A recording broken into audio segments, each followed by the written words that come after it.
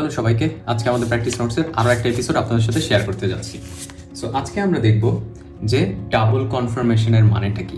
আমাদের এই double and confirmation এই শব্দটা আমাদের অনেক কমন, ট্রেডিংয়ের ক্ষেত্রে অনেক কমন। আমরা একটু বোঝার চেষ্টা করি। সো বিফোর দ্যাট আমি আপনাকে একটা কোয়েশ্চেন জিজ্ঞেস করতে যাচ্ছি, সেটা হচ্ছে আপনি কি আমাকে বলতে পারেন এই যে সেট আপটা অথবা এই যে দুইটা ক্যান্ডেল, এই দুইটা ক্যান্ডেলের কি নাম হতে পারে? এটার অ্যান্সার হচ্ছে এটার কোনো নামই নাই। কারণ হচ্ছে এটা পুরো কনফিউজ। এটা কি কোনো এনগালফিং ক্যান্ডেল না, কোনো মর্নিং স্টার না, কোনো শুটিং স্টার না, কোনো মানে এটা টুইজার টপ না, টুইজার বট না, এটা কি আসলে? এটা পুরোই কনফিউজিং। সো এই কোয়েশ্চেনটা আমি আপনাকে কেন জিজ্ঞেস করলাম, এটা অ্যান্সার আমি আপনাকে দিচ্ছি। সো এই ডাবল কনফার্মেশন বোঝার জন্য আমার এই জিনিসটা লাগবে, ঠিক আছে? সো আমি একটু খেয়াল করি, প্রাইস কি করলো?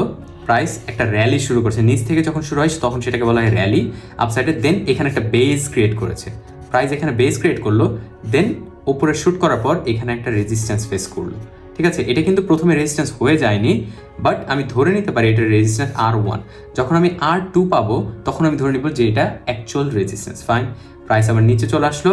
এই যে চ্যানেলের টপ, এই চ্যানেলের টপটাকে রেজিস্ট্যান্স ছিল, সেটা হয়ে গিয়েছে সাপোর্ট। প্রাইস উপরে ব্রেক করলো, ব্রেক করে দেন আমার এখানে একটা সাপোর্ট নেওয়ার চেষ্টা করেছে। তাহলে এইটা কি ছিল? তাহলে এটা একটা অ্যাকচুয়াল রেজিস্ট্যান্স ছিল, দেন সেটা হয়ে গিয়েছে আমার সাপোর্ট। তাহলে এই জিনিসটা হয়ে গেল একটা কি লেভেল, এই কি জোন থেকে প্রাইসের মুভমেন্টটা দেখা যেতে পারে। সো যেহেতু প্রাইস আমার ট্রেন্ড লাইন ভেঙে উপরে চলে গিয়েছে অ্যান্ড এখানে রিটেস্ট করছে, বাট আমি কি এইখানে এন্ট্রিটা নিব? এখন কোয়েশ্চেনটা হচ্ছে এখানে। সো এর জন্য এই যে আপনি দুইটা ক্যান্ডেলের ফরমেশন দেখছেন, এই ক্যান্ডেলটা আর এই ক্যান্ডেলটা একই রকম দেখতে।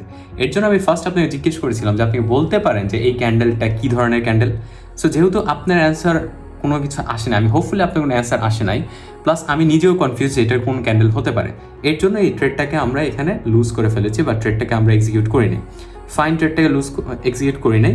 এখন এইটা কিন্তু ওয়ান টেস্ট হলো। আমি এই যেটু আগে R1 লিখলাম না, এটা কিন্তু X1 হয়েছে। আপনি কি এখানে কি ডাবল সাপোর্ট দেখতে পাচ্ছেন বা দুইটা টাচ দেখতে পাচ্ছেন? না। আমরা ওয়েট করব যে একটা রিভার্সাল ক্যান্ডেল অথবা রিভার্সাল আসার জন্য, যেটা কিনা আমার এই যে স্ট্রং একটা সেট আপ, এটা কি হয়ে যাবে আমার S2। S1 আর S2 কম্বিনেশনে আমি ট্রেড নেওয়ার চেষ্টা করবো। Plus on top of that এই যে তিনটা ফরমেশন, এই তিনটা ফরমেশন কিসের মতো দেখতে? এটা হচ্ছে মর্নিং স্টার মতো দেখতে। আমি জানি আপনি এই সেট আপটা জানেন, বাট আপনি এই সেট আপটা জানেন না। তখন আপনি কী করবেন? আপনার সেট আপে প্রাইসকে আসতে দিবেন। সো যখন আপনি আপনার সেট আপে আসতে দিবেন অ্যান্ড আপনি দেখলেন এখানে একটা মর্নিং স্টার হচ্ছে অ্যান্ড ডাবল সাপোর্ট এখানে, তখনই আপনি ট্রেডটাকে এক্সিকিউট করবেন। দেন আপনার এখান থেকে একটা better risk and reward ratio চলে আসবে। সো এইভাবে ডাবল কনফার্মেশন অ্যাকচুয়ালি ট্রেন্ড অনুযায়ী কাজ করে থাকে।